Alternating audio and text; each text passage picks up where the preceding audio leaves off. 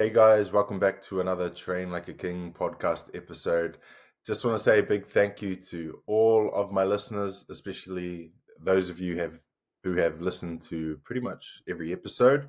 Thank you for supporting me, and thank you for for putting up with my voice. And really hope that you find these podcasts useful. And if you have any ideas for future episodes, just leave a comment wherever you're seeing this, if there is a comment section. And I'm always in need of new topics. Sometimes I run into a bit of a wall and not sure what you want me to talk about. So in this episode, I'm going to go through my upcoming race season for 2024. And then I'm also going to touch on some of the international races that are on this year that I wish I could go to. I mean, I wish I could go to every single one, but it's not very plausible with my current situation. I just have to be selective, and pick the right races. And it's not a bad thing to be grounded at home as well, because one of the things of traveling and racing a lot is one thing that gets put on the back on the that doesn't get attended to is the training side. One good thing about being grounded somewhere for a long period of time is actually you can focus on really building, in your training, your fitness, things like that. Whereas it's pretty hard to do if you're traveling a lot, racing a lot. You end up with more of a, I guess, balanced performances, because you're not really ever getting if you're tapering and peaking for races, then you're not giving yourself enough time to really build and break plateaus and forge another level. So it's not a bad thing that I'm not super busy, but yeah, at the same time, it's pretty awesome to to race, as I'm pretty sure most of you are aware. Now, I'm going to start with a few local races here in New Zealand. So on the calendar, coming up in 2 weeks' time, we've got the Aotearoa Aitor. This is probably, for me, is one of the more significant races. 24 kilometers for the open division, but there's also 12 kilometers and 6 kilometers, so shorter courses for different divisions. That should be a good one because it's the first time they've had this race in a while, in a few years' time. So it's really cool to have that one back. And usually this race has a free ticket to Tahiti, for the junior 19s, male and female, and open male and female. So I don't know if that ticket is still available or not, but awesome if it is. And either way, it'll be an awesome race anyway, because it's the New Zealand equivalent of the Tahiti Aitor. So that's going to be fun to have that one back. And it's also the last trial for the elite men's qualification selection period. So big job on my hands post this race. The Sunday after that, we have some trials as well. So big weekend. What else we got? We've got the Hard and Fast series at Earnshaw Park. There's a few of those races, in April, May. There's the other one series is I believe down here in the Mount is the Moau Ocean series. Actually, that starts in June, so that's something to keep your eyes on this year. If you're looking to just do smaller, races, local races that keep you fit, you don't have to necessarily peak for. You can just chuck them into your training, and it's a bit of fun, but good experience and good fitness building races that aren't too long either. Especially if you're training for the sprints, it's always good to have a bit of threshold work in there, race pace work. There's the Icebreaker. There's the George Pormana Memorial Regatta Series. I don't know if I spoke about the Whangaroa Hoi on the May 11th. TNT Waitakere double header. Tupuria Challenge. Oh, there's a race in Taupo, which is pretty cool. If it's downwind, even better, because I know there's awesome downwind conditions on that lake. Experienced that for the first time last year. Now, that's pretty much it. There's a lot of races between now and the main one for the year. So the main one for me internationally is the IVF Va'a World Sprint Championships in Hilo. So both elite and club and V1. So that is my main focus as a coach and a peddler between now and August. There's not a lot of races on the cards for me other than the local races of the Aitor and Whangarohoi or some of these series races. I am not doing the Molokai solo this year, unfortunately. I just didn't really make it a priority this year, but maybe next year. So that's it for the New Zealand calendar. I'm going to skip over to the Kanaka Ikaika racing schedule to see where some of their most important races are. So they've already started with the state championships have been, I believe. Did they have the state champs? Or the Koanui at least, anyway. The Koanui over there, they've got the Oahu Coastal Relay that's on the 30th of March. So is that this weekend? The state championships, must be the following week. So that's coming up soon. And then they've got the Molokai Challenge. And that's in May 19th. So the Molokai Solo, normally they show it here. The Pa'a Solo, Kaiwi Solo, is May the 4th or 5th. May the 5th. Or is it the 4th? Sorry. I can't read the American dates here, but so Pa'a Kaiwi Solo, Molokai Tuahu in May, and then they've got the Molokai Challenge after that. So Molokai Challenge is more of the surf ski, but has OC1 as well, run by Maui Jim, I believe. And then Pa'a Kaiwi Solo is mainly OC outrigger that's run by Manny, which is an awesome race. And good luck to everyone going. I'm very jealous, very jealous. The M2M is earlier. That's earlier in April. That would be awesome. Another awesome race. And then there's the Kaiwa'a Strong race, which that's a Maliko run. One of the best downwind courses you can do. So thoughts going to Kai Bartlett at the moment. And yeah, so that's the main one. Kaiwi Solo, the Pa'a Kaiwi Solo, the Molokai Challenge, the M2M, Kaiwa'a Strong, the Outrigger Zone State Championships next week. That's all going down in Hawaii.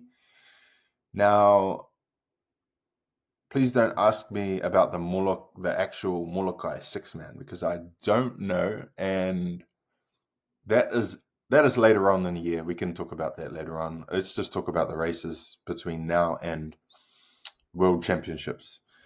So that's that. And then we skip over back to the US. So we have one of the most prestigious races happening at the moment is the Gorge Downwind Championships. Now, this is happening in July 8th to the 13th. And now I believe there's both 6-man and OC1 races, or surf ski races as well, if you paddle surf ski. Now, this is one that I'm a little bit tentative on. I mean, I would definitely go if I can, and there's enough time still to get to organize things and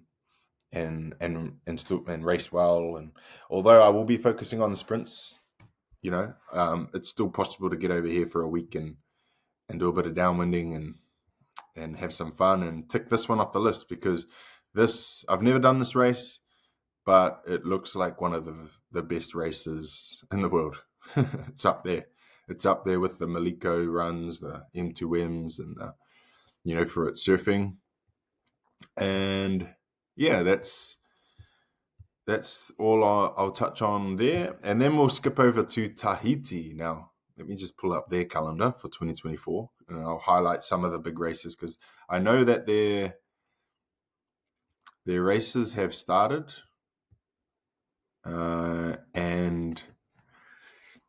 but their big ones will be coming soon. So let's just look. I know that they just had their sprint qualifications for Hawaii, and I believe Revitong Singh was first. Hiti Tuataidea was second. There was Te Moana Taputu was third. Hotu Itere Poroi was fourth, and there was a couple of other guns there. So they're looking pretty good for Tahiti in their representative V1s. And I imagine that they're likely going to be in the sixth man as well. They'll probably put a team together with the V1 recipients. Now let's have a look at some of these races. So in April, they've got the Talifit Bora Bora. So that's V1. They've got Arimatatini race in Rangiroa. In March, they've got, so that's just happened. That's the championship sprint stuff. Now let's find the big ones. Okay, so on their calendar at the moment, this is the year of the Tahiti Nui Va'a. So if you don't know what the Tahiti Nui Va'a is, this is a 3-day race similar to the Hawaii Nui, but it's 3 days around the island of Tahiti. Now this one, although it's a changes race, like you can change, so it's like a 9-man race, or it might even be a 12-man race, and you can change during the legs. It is a longer race than the Hawaii Nui. So Hawaii Nui is about 130, 40 kilometers in total. I want to say the Tahiti Nui is like 180 or something, but don't quote me on that. But just know it's longer, and it happens every 2 years, unlike the Hawaii Nui, which is every year. So it's cool to see the Tahiti Nui Va'a back again, because that one's a really cool one to follow. 3-day race. Now, the main V1 races we have on the 1st of June is the Save Va'a V1 marathon race, organized by the likes of Steve Tehoatata and the paddling community. Everyone that follows Va'a in Tahiti will know about the Save Va'a race and the origins of it. And yeah, so that's happening on the 1st of June. That'll be a big one. And then the Te Ai Tour is scheduled for the 7th and 8th of June. Now, since the Te Ai Tour only have one date on here, I imagine that they're only going back to the singular weekend again. I haven't looked into the Te Ai Tour, but remember last year was 2 weekends. First weekend was in Morea, and the second weekend was in Tahiti, Mataia. Now, it will be interesting to see the results. I mean, the schedule for the Te Ai Tour this year. And again, I'm not closing the door on the Te Ai Tour Save Va'a. If my sponsors are willing, if you're listening, you're willing to send me over there, hint, hint, then I'll come over and I'll race hard. So there's that. There's the Vodafone Channel race, which probably marks the first proper V6 race of the season. That's in the 15th of June. VIP race, which is V1 and V6. So that's where they start to, after the Te Ai Tour and the Save Va'a, obviously there'll be a few paddlers that head over for the sprints, but then it'll be pretty much 6-man season from there then onwards, working towards the ultimate Hawaii Nui at the end of the year. So that's pretty much what's happening in Tahiti. So that's Tahiti. Main races in LA, US, main races in Hawaii, and main races here in New Zealand. Also here in New Zealand, we have our long distance nationals later on in the year. So let's see, that's in Gisborne on the 3rd of October. So that's something to look forward to. And yeah, plenty of racing on the cards. Plenty of racing on the cards. Let's just go back to... So if the Paakaiwi Solo is on the 4th of May, that basically... that's like 5 weeks, if that, 5 or 6 weeks, if that, So it's not very far away. So I will finish this podcast saying that the new training plans are up. And there's everything from 4-week training plans to 16 weeks. So even if you just decide to do the Paakaiwi Solo now, you still can pick up a program and just do that final peak phase for the solo, and you should be good to go. Especially if you're an experienced paddler already, it doesn't take too much to get back into shape. You just need to go into that race healthy. That's the main thing, because it's a race like no other with its distance. You have to go in there with a good race strategy too. Now, for some of these other races like the Gorge that are a little bit further away, then looking to the longer plan, like a 16-week, 12-week, something like that would probably suit you better. Now, I will admit that I have been talking about the team training plans. I am working on them at the moment, just trying to make them really valuable for teams. The previous plans were more individual racing, and I'm really trying to create value for teams in the team training plan. So really hoping that I can get those finished in the next 2 weeks, because in a couple of weeks it's going to be exactly 16 weeks until the World Sprint Championships. So if I can at least finish the sprint team training plan, then I'll have something for all of yous. There was a lot of people who finished the survey on the team training plans, which was awesome. So I know there's a lot of people out there looking for team training plans. So stay tuned. I just need to put my A into G and get them finished for you guys, and we'll post them up when they're ready. And yeah, anyway, guys, that's it for this podcast. Thank you guys for listening. And if you have any, like I said, any topics for future episodes, just throw them in the comments section, message them to me, and I'll make sure to try and cover them in the next one. Anyway, thanks for listening to the Train Like a King podcast. Check out trainlikeaking.com. Merchandise, the new paddles, collaboration with Thai Paddles, the new merch, new training plans, and everything else. Ka kite anō.